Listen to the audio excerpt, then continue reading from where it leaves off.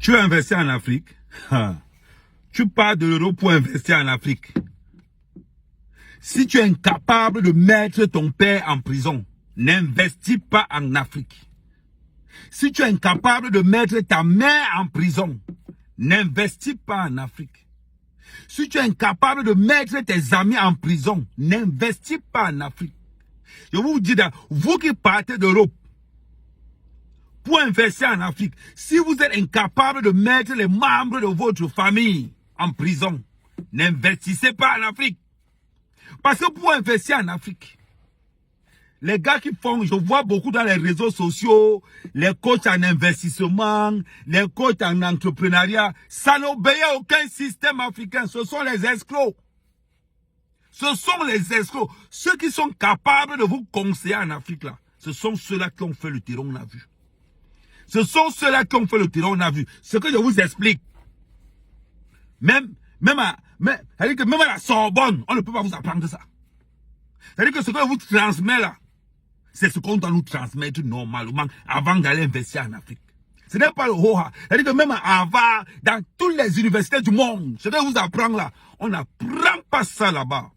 D'abord, d'entrée de jeu. Pour investir en Afrique, il faut d'abord être plus bandit que ce que tu as trouvé sur place. C'est-à-dire que si ceux sur place, ils sont voleurs fois 1. Toi, tu dois être voleur fois 2, fois 4. Et comme ils sont mauvais, comme ils sont jaloux, parce que comme tu viens investir, leur premier rôle, c'est de te dépouiller. Donc, tu devras être 2 fois plus mauvais. C'est-à-dire que quand tu viens investir en Afrique, que tu te lèves en Europe pour venir investir en Afrique, tu dois être 2 fois plus mauvais que ce que tu as trouvé sur place. Voilà. Parce qu'il y a quelque chose. Il faut d'abord, avant d'investir en Afrique, il y a d'abord l'étude comportementale de la famille. C'est-à-dire que tu dois étudier toute ta famille, tous les membres de ta famille. Comme dans les laboratoires, tu étudies le comportement de ton père. Tu étudies le comportement de ta mère. Le comportement de ta... C'est-à-dire que tu étudies d'abord l'environnement privé. Avant d'investir en Afrique, c'est très important. Quand tu as fini, tu étudies maintenant l'environnement. Parce que ta famille n'a pas les mêmes intentions que ceux-là qui ne te connaissent pas. Donc, étude systématique de la famille proche. Étude de l'environnement. Parce que si vous voulez investir en Afrique, évitez le gouvernement. Parce que ce qui tue ton business en Afrique, c'est le gouvernement. Donc, tu dois planifier ton business sans compter de près ou de loin à ton propre gouvernement. Vous avez compris? Si tu comptes sur le gouvernement de ton pays, quand tu vas investir en Afrique, mon frère, mangez l'argent là. Mangez l'argent, amène l'argent là chez le bordel. Tu manges ça. Crois-moi. Tu vas me remercier dans 10 ans. Donc ça veut dire que pour venir investir en Afrique là, tu dois avoir études comportementales même pendant 2 ans. Quand on investit en Afrique, on n'est pas pressé. Hein? Ça, je vous dis d'abord, quand tu viens investir en Afrique, l'erreur à ne pas commettre, c'est d'être pressé.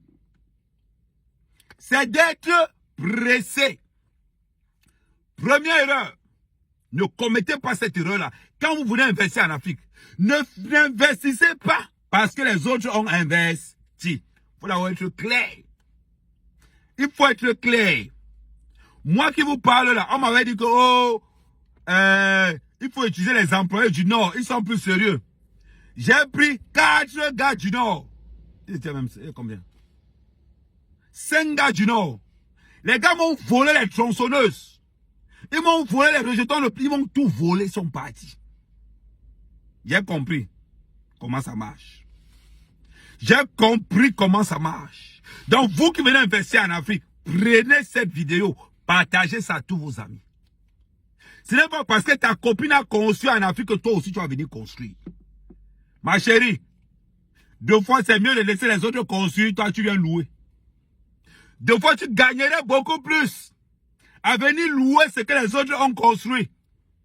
Parce que beaucoup d'hommes me disent que, oh, Ahmed, tu es très fort. Tu as investi en Afrique, tu as les champs de plantain, tu as les champs de manioc, tu as les champs de... Mon frère, c'est parce que je suis mauvais. Et ne blague pas avec l'argent. C'est-à-dire que je mets d'abord l'argent avant ma famille. C'est mon argent d'abord avant ma famille. Avant ma propre famille, c'est d'abord mon argent. Ne blague pas. Parce que beaucoup de gens oublient quelque chose. Ton père t'aime parce que tu as l'argent. Ta famille t'aime parce que tu as l'argent. Donc, vaut mieux mettre les membres de ta famille après et l'argent avant. Tu seras en sécurité. On continue d'abord. Maintenant, quand tu viens faire un business en Afrique, conseil que je vais vous donner. Descendez vous-même sur place. Descendez vous-même sur place. Et quand vous allez arriver sur place, prenez le temps d'étudier le terrain. On ne te suit pas. Entre là-dedans, tu dois comprendre la mentalité africaine. Tu dois faire ton business plan. Mais quand tu fais ton business plan ici en Europe, dis-toi que ça n'obéit à aucun critère quand tu arrives au pays. Et je dis d'abord ça. Quand tu fais ton business plan ici en Europe, dis-toi que ça n'obéit à aucun critère, à aucune caractéristique que tu as trouvé là-bas sur place. Parce que là-bas, mon frère, tu vas confirmer, Hugo, confirmer. Tu vas confirmer. Donc, quand je vois les petits coachs en entreprise, là, qui vont vous dire que, oh, non, je suis coach en entreprise, fais d'abord l'étude. Non, non, non, non, petit frère. C'est deux choses différentes. C'est deux choses qui n'ont rien à voir. Quand tu es dans l'investissement, tu dois comprendre quelque chose. Surtout en Afrique, ne crois qu'en ce que tu as vu. Ne crois qu'en ce que tu as vu. Ça veut dire que si on te dit qu'un morceau de parpaing, c'est 275. Arrive là où on fait les parpaings, à toi-même demande. Parce qu'en Afrique, il y a zéro confiance. Je vous dis ça. Et c'est pour mettre en alerte ceux qui viennent investir. Maintenant, il y a ceux qui viennent investir. C'est-à-dire qu'il veut liquider sa famille, c'est que sa famille, c'est les escrocs. Il veut se débarrasser de sa famille pour ne plus rien envoyer à sa famille. Qu'est-ce que ceux-là font? Il sait que son père, c'est un escroc. Sa mère, c'est-à-dire que toute la famille, c'est un escroc. Il va sacrifier 5 millions pour ne plus jamais rien envoyer à sa famille. Il va prendre 5 millions. Il dit que vous voulez faire un projet de quoi? De charge. Il dit, ok, voilà 5 millions, prenez. Il est sûr et certain qu'ils vont manger ça. Mais lui a déjà prouvé. On a dit que il y a, comme je dis, il y a 3 sortes d'investisseurs. Les premiers investisseurs, on les appelle les wise man. Eux là ne sont pas là pour investir.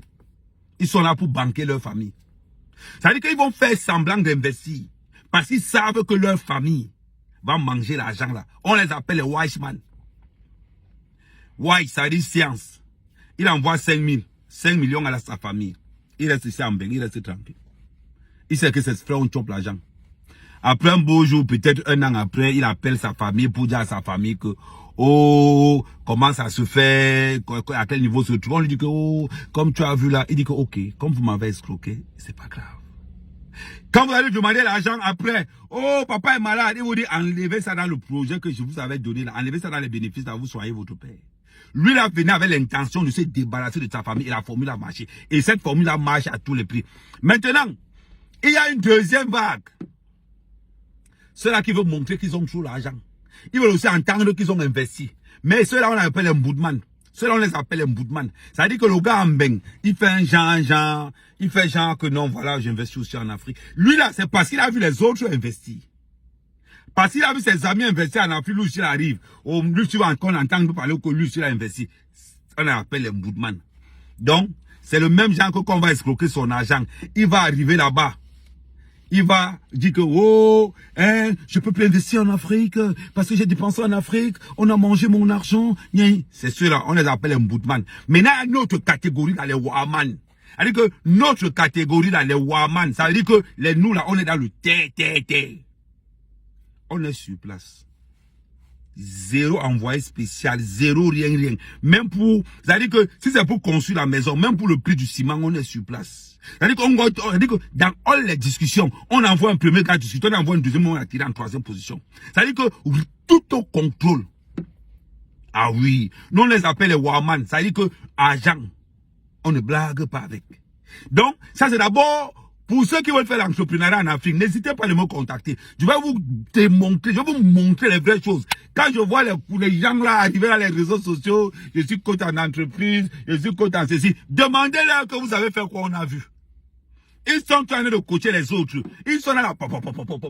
Celui qui peut te coacher dans l'entrepreneuriat en Afrique, c'est celui-là qui est tombé au moins 50 fois.